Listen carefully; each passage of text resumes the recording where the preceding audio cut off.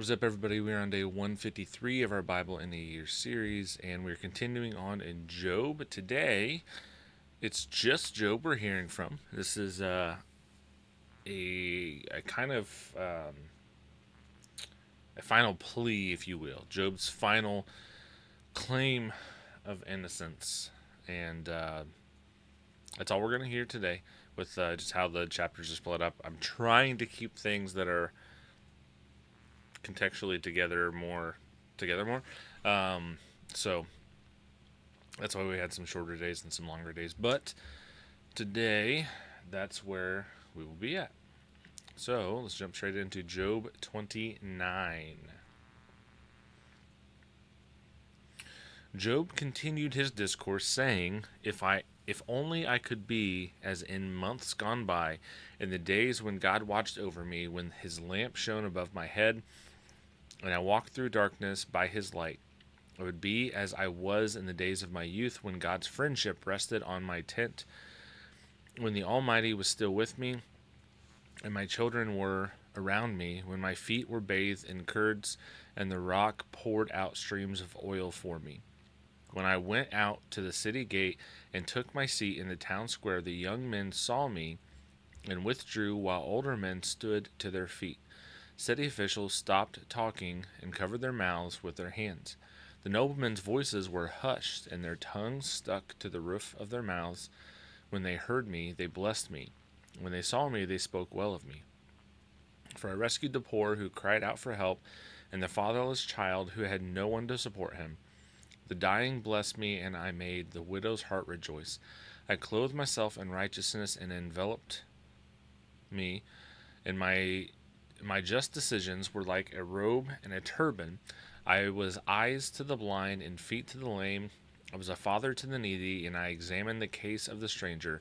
I shattered the fangs of the unjust and snatched the prey from his teeth. So I thought, I will die in my own nest and multiply my days as the sand. My roots will have access to water, and the dew will rest on my branches all night. My whole being will be refreshed within me, and my bow will be renewed in my hand. Men listened to me with expectation, waiting silently for my advice. After a word from me, they did not speak again. My speech settled on them like dew. They waited for me as for the rain, and opened their mouths as for spring showers. If I smiled at them, they could believe it. They couldn't believe it. They were thrilled at the light of my countenance. I directed their course and presided as chief. I lived as a king among his troops, like one who comforts those who mourn. Chapter 30. But now they mock me, men younger than I am, whose fathers I would have refused to put with my sheepdogs. What use to me was the strength of their hands? Their vigor had left them. Emaciated from poverty and hunger. I don't know why I struggled for a minute with that word. They gnawed and dry land. They gnawed the dry land, the desolate wasteland. By night, they plucked mallow among the shrubs, in the roots of the bot. The roots of the broom tree were their food. They were banished from human society. People shouted at them as they were thieves. They are living in the slopes of the Wadis, among the rocks and the holes in the ground. They bray among the shrubs. They huddle beneath the thistles. Foolish men without even a name, they were forced to leave the land. Now I am mocked by their songs. I have become an object of scorn to them. They despise me and keep their distance from me. They do not hesitate to spit in my face, because God has loosened my bowstring and oppressed me. They have cast off restraint in my presence. The rabble rise up at my right. They trap my feet and construct their siege ramp against me. They tear up my path. They contribute to my destruction without anyone to help them. They advance as through a gaping breach. They keep rolling in through the ruins. Terrors are turned loose against me. They chase my dignity away like the wind, and my prosperity has passed like a cloud. Now my life is poured out before me, and days of suffering have seized me. Night pierces my bones, but the gnawing pains never rest. My clothing is distorted With great force he chokes me by the neck of my garment. He throws me into the mud, and I have become like dust and ashes. I cry out to you for help, but you do not answer me. When I stand up, you merely look at me. You have turned against me with cruelty. You harass me with your strong hand. You lift me up on the wind and make me ride it. You scatter me in the storm. Yes, I know that you will lead me to death, the place appointed for all who live. Yet no one would stretch out his hand against a ruined person. When he cries out to him for help, because of his distress, I have no I have not wept for those who have fallen on hard times. Has my soul not grieved for the needy? But when I hoped for good, evil came. When I looked for light, darkness came. I am churning within and cannot rest. Days of suffering confront me. I walk about blackened, but not by the sun. I stood in the assembly and cried out for help. I have become a brother to jackals and a companion of ostriches.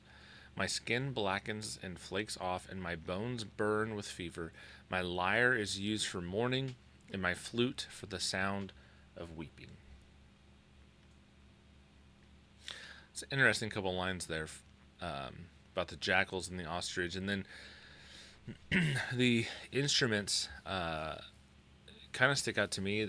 I think what I was getting at is these are things that can be used for positive or negative, but he is in a state where he's using these things for negative, for mourning and weeping. Is my speculation. Chapter 31. I've made a covenant with my eyes. How then could I look at a young woman? For what portion would I have from God above, or what inheritance from the Almighty on high? Doesn't disaster come to the unjust and misfortune to evildoers? Does he not see my ways and number all my steps?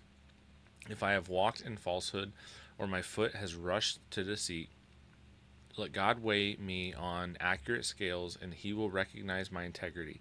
If my step has turned from the way, my heart has followed my eyes, or impurity has stained my hands, let someone else eat what I have sown, and let my crops be uprooted. If my heart has gone astray over a woman, or I have lurked at my neighbor's door, let my own wife grind grain for another man, and let other men sleep with her, for that would be a disgrace.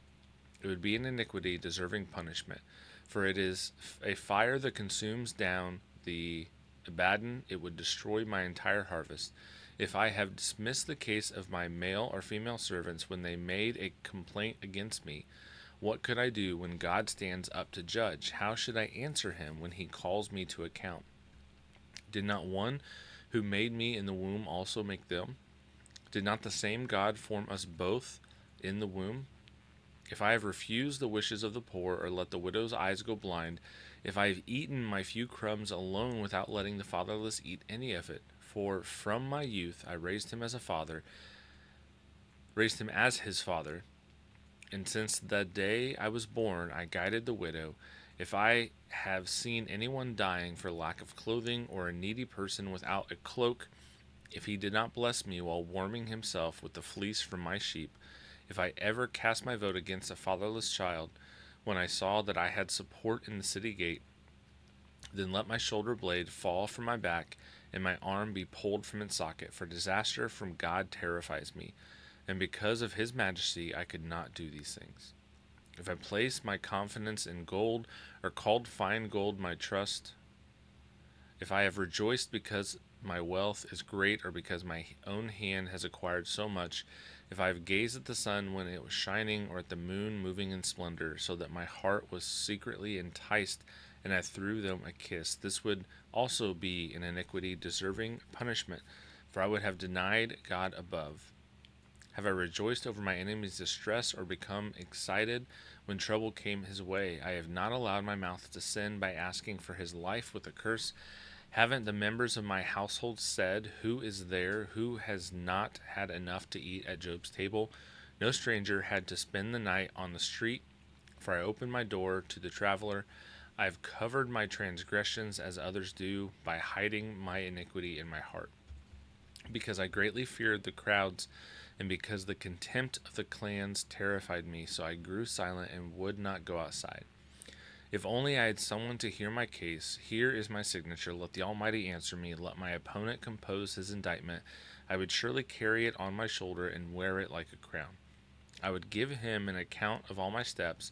I would approach him like a prince. If my land cries out against me and its furrows join in weeping, if I have consumed its produce without payment or shown contempt for its tenants, then let thorns grow instead of wheat and stinkweed instead of barley. The words of Job are concluded. So, um, interesting there. I think we see really it seems that Job is trying to build a case for himself, um, talking about good things that he does or has done or would do, um, things like that. And it seems to be I mean, it's a thread we see kind of throughout that he talks about this idea of presenting his case to God and letting God judge based on that. And yeah, interesting stuff. And I think really it's when we see the parallel of this to God's response, I think it really brings some things into perspective as far as goodness and righteousness and all that goes. But let's answer some questions before we wrap up today. Question 1. Job's detailed defense of his integrity in chapters 29 through 30 contrasts with his present humiliation. How might his reflection prompt us to consider the value of steadfast righteousness, even when it seems unrewarded in this life? So, I think there is always a reward for righteousness, but it does not always come in this life. And this is kind of this gets into an idea that we see. It's a lot with like healing and things of that nature. It's called the already not yet. So, as an example, with healing, we have healing was purchased for us through the cross along with salvation. Both of those things, we have a taste of it now, but we don't have it in its fullness yet. So the already is we already have access to some of this, but the not yet is we don't have it in its entirety. Can we get healing today? Yes, but not everyone is going to have full healing in entirety in this lifetime. Everyone will in the life to come. That's something that we get through the cross and through what Christ purchases there for us. And so this is kind of similar. There is going to be something that comes from living in a righteous way, but it may not always be on this side of eternity. If that makes sense, hopefully. Question 2. Job's longing for his past days of blessing in chapter 29 contrasts with his current rejection.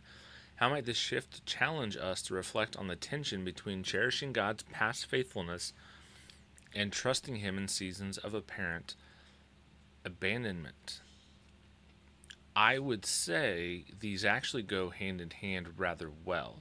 I've brought up several times, talking through different things, that the word that we translate as faith is the Greek word pistis, and it's not a blind faith as a lot of people like to say, like faith without evidence. It's not what we see in the Bible. It's actually a belief based on evidence or past experience, things like that. So we can know about the things that God has done for us before. We talked about this like one of the reasons they have the festivals and stuff in the Old Testament. And as we were going through Exodus, Leviticus, Numbers, Deuteronomy, and continuing on in Joshua and all these, we saw like they would do these things to remind themselves of what God has done for them. So, reflecting on how God's been faithful in the past can help us keep our mind right, knowing God will, he's the same yesterday, today, and forever. He has a character of being faithful. And so we know if he's been faithful in the past, he will be faithful going into the future. And so I don't think those things are kind of as a, as much a part as what the question may suggest. I think they actually tie in hand together. Um, Reflecting on God's past faithfulness helps us be able to persevere through current apparent abandonment or difficult situation, things like that. Question 3. In chapter 31, Job's plea for God to weigh his case reveals deep trust amid despair. How does his persistence invite us, again, I struggle with that word, invite us to wrestle with the tension between longing for divine justice and resting in God's unseen purposes? I think there is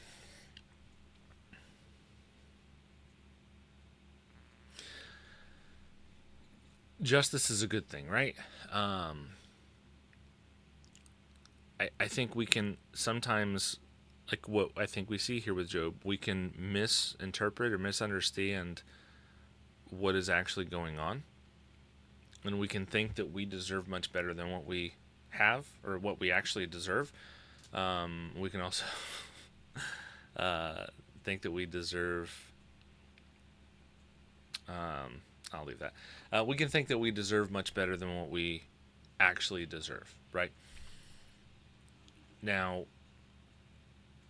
this is something, again, having a proper understanding of the actual holiness of God, the actual goodness of God, and how evil and wicked sin is, I think helps kind of put some of this in perspective a little bit. Knowing that we have been given salvation through the sacrifice of Jesus, and that is already more than we deserve to have, I think kind of helps with this, and waiting and trusting in God's timing and things of that nature, his plan, and not maybe getting as restless. Um, but yeah, waiting on God's timing, waiting on God's plan, and going at God's pace. That is it for today. Appreciate everyone watching and listening. Don't forget to like, comment, and subscribe. I enjoy reading comments, interacting as much as I can. If this has been a blessing to you, consider sharing it with others. The whole purpose for doing this is to give people someone that they can read along with and stick with the daily Bible reading. So if you have someone that you think may benefit from that, share it with them, and maybe they can help. We'll be back tomorrow with more Job. Thanks. God bless.